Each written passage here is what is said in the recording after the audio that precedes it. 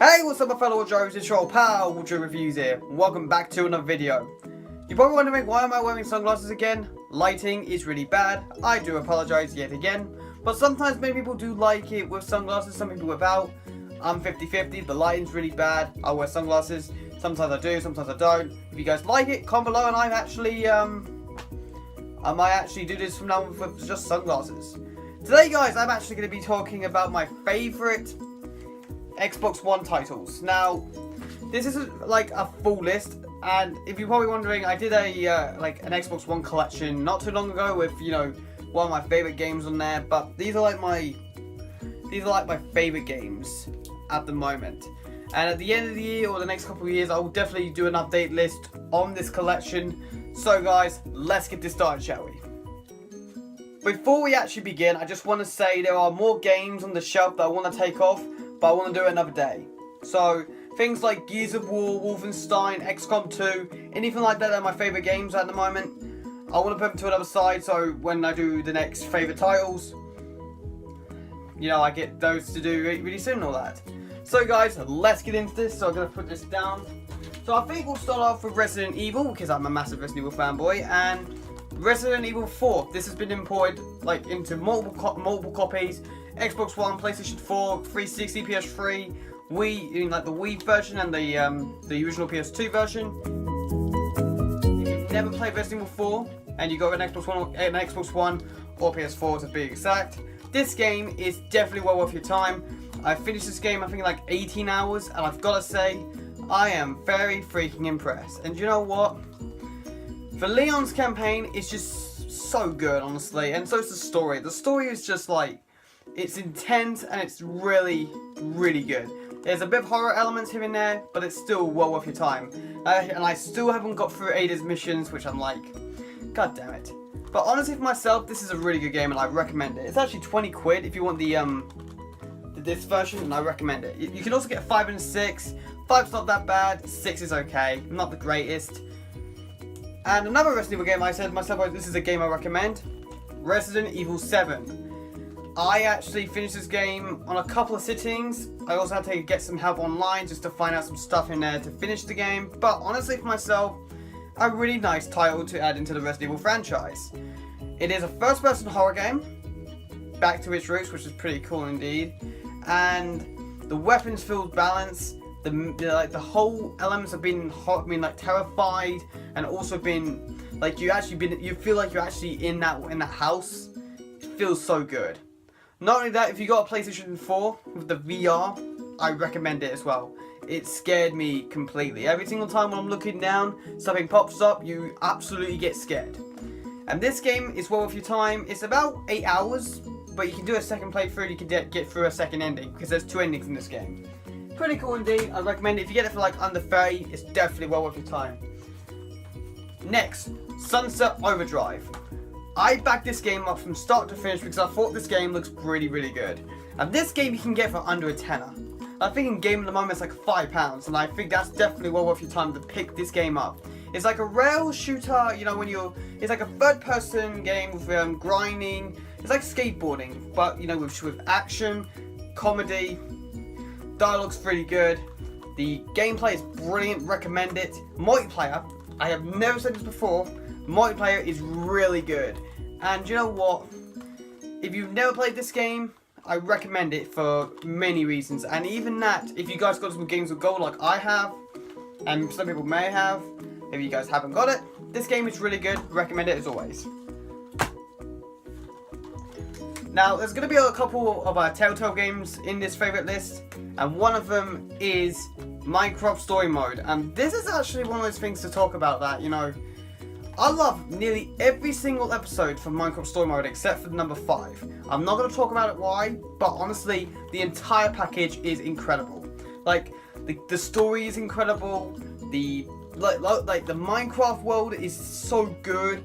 It's funny and it's pretty cool for what they've done for a Minecraft Story Mode series. Now it was supposed to be 1 to 5, but if you got the complete adventure, you got 1 to 8, and I got 2 versions of it, so that's not that bad.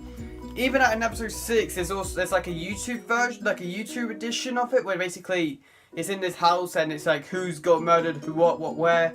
Pretty cool indeed. I actually recommend it. And it's got Diamond Minecraft, Stampy the cat in it. Pretty cool indeed. And the entire game is brilliant, and there's a lot of action parts into it. I recommend it. It is really good.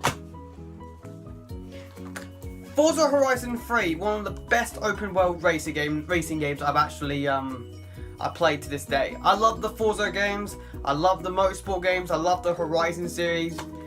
This is probably one of the best ones to play at the moment because there's a lot of things to do. You create your own stuff, and even the Hot Wheels stuff looks cool, but I have not played them yet and I need to get into them. So that's about it. Multiplayer is fantastic. Love the game to bits. And this is quite, it's like 25, I think it is, like 25, 30.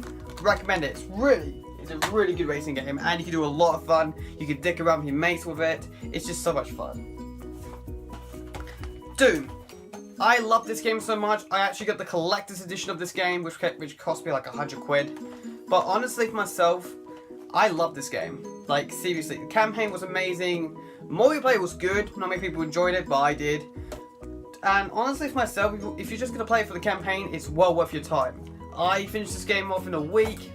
I do have to say, it's really good. Weapon balance is amazing. The blood and gore is so good, you have to play it again. And you know what? The bosses are incredible, and even the BFG. When I first killed someone, I was like, I put the controller down, I was like, okay, I'm done, I can't do any more, but it's actually really good. And I said before, the multiplayer is good, but honestly, not many people do enjoy it. And even Snapchat's doing the snap mode is really good. Basically, you can create your own maps, you can play on them, it's pretty cool indeed. And the game is cheap. Like 10 to 15, you're good to go. Batman Arkham Knight. Love this game to bits. Probably one of the best Arkham story modes like you will ever wish to see. And not only that, I actually 100% this game from start to finish. Got every single riddle puzzle done. Completed the main story. Did everything there. Done the secret ending. It's all there, and I love this game to bits.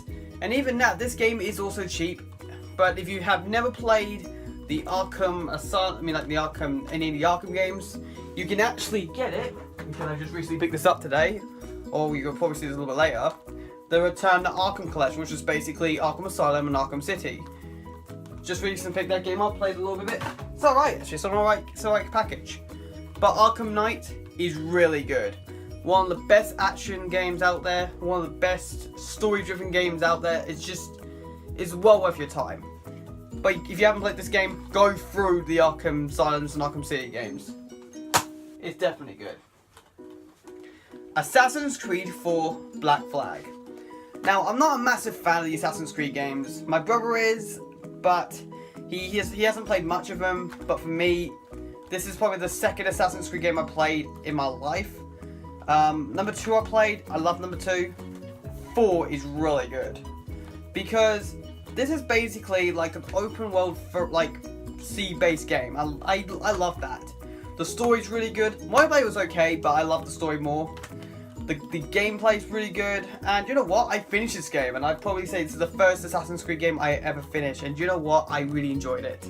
And you know what? I have to say this now, is since after finishing this game, I want to get through every single Assassin's Creed game from start to finish, including the original, which I still need more time on. Yes, I know. But this game is cheap as well, and it's really good. And I think Syndicate's pretty cheap as well, so it's maybe Unity, but it honestly just depends. Right, a few more games to go and we are good. So the first one, it is Alien Isolation. This is my game of the year for 2014, and always will be game of the year for me, because this game scared the living nightmares out of me. This game, I wanted to finish it, but I was also frustrated because it was always, you know, what's going to happen with the alien? Where's it going to go? What are these, you know, robots doing? What's going on? The graphics are amazing. It's so dark, it makes it feel like you're actually in that world. And you know what? The survival modes are pretty cool. If you got the season pass, I recommend getting it because it's pretty cool. Even like the story's brilliant. And you know what? At the end, I was crying in tears of how good this game was and how like how thank God it was completed. It was really good, and you can get that game for cheap, nonetheless. Right, 2 games to go. Injustice 2. Last week picked this game up, and I have to say something. Probably one of the best fighting games of this generation so far. I don't really say that too much, but I really enjoy this game from start to finish. One more time on it, that's the problem. Like, I'm loving this game, but the problem I have is like, you know, you finish the story, then you play the online, you want more time on the online, and then you have the multiverse, which is basically what I want to play. It's brilliant. And you know what? I got 60 quid for this game with the Steelbook. It's well worth your money, and you know what? If you're a massive fighting fan, go for it. Finally, Tales from the Borderlands. This game is cheap, like £6 to £10. Definitely well worth your money. This game, oh my god, this is probably one of the best Telltale games you want to play out there. The Walking Dead, amazing, always been amazing. Still need to get through 3rd season. Done 1, done 2, still need to get through 3rd. But Tales from the Borderlands, the story was brilliant. I have nothing to say about it. I finished this game for about 3 weeks ago, and I love this game to bits. Like, you know, like the graphics were amazing. The gameplay was just superb. The voice acting, oh my days, are brilliant. And every single episode was brilliant nonetheless. Episode 4 is a highly recommendation to actually play. Play up through 1, 2, 3, 4th episode you want to play because it's ridiculously good. And number 3 has one part I actually almost laughed my ass off. I almost left the floor, almost won on the floor. But that's a true story. But this game here, number 4, there's a scene that I was laughing from start to finish. I was like, oh my god, what is going on? But brilliant game nonetheless. And here's a weird story actually. It's not a weird story. This is actually a really cool story. After finishing this game, I was looking to find out who this person played as Sasha in Tales from Borderlands, and I tweeted to her, and like a few days later, she actually commented back on it. And if you're wondering who actually played Sasha, Erin Yvetz. Pretty cool indeed, and pretty nice that she actually replied to me. So, one of the nicest things out there. And you know what? One of the best games out there on the Telltale side as well. I still need to get through the Telltale's Batman, but that is still another day to come through because I'm waiting for it to come cheap, and that's about it. So guys, that is it for my favourite games on the Xbox One, and this is so far, this is not like a final Xbox One, you know, favourite games. This is just, you know, like my personal opinions on my favourite games. So please, smack the like button if any of these games you played, any of these games you've not played. Please tell me in the comments below, and I'll actually will read them to you. Thank you so much guys for watching this. Please like, comment and subscribe for more content. All of my social media links are in the description down below. Any comments and feedback, you guys know what to do. Thank you so much guys for watching this, and hopefully I'll see you guys next time. So peeps, bye bye.